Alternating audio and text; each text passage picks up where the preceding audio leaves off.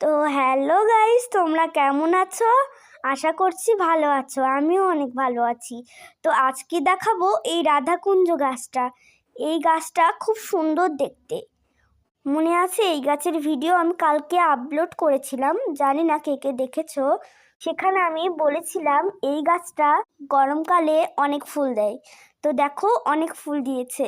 শাখা প্রশাখা কেটে দেওয়ার কারণে আরও শাখা প্রশাখা বার হয়েছে এবং থোকায় থোকায় এই গাছে অনেক ফুল ফুটেছে। ফুলগুলো আমার বরাবরই খুব পছন্দ। দেখো এখানেও দুই থোকাতে দুটো ফুল ফুটেছে। আবার আরেকটা নিচের থোকাতে দেখিয়ে দিচ্ছি। এই থোকাটা আমি আগেও দেখিয়েছি। তো এই ফুল যে কোনো পূজাতে ব্যবহার করা। তো দেখো উপরের থোকাতেও হয়েছে।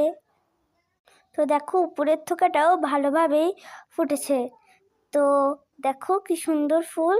তো আজকের ভিডিওটা এই পর্যন্তই থাকলো। লাইক, সাবস্ক্রাইব ও কমেন্ট করতে ভুলবে না। Tata, bye bye.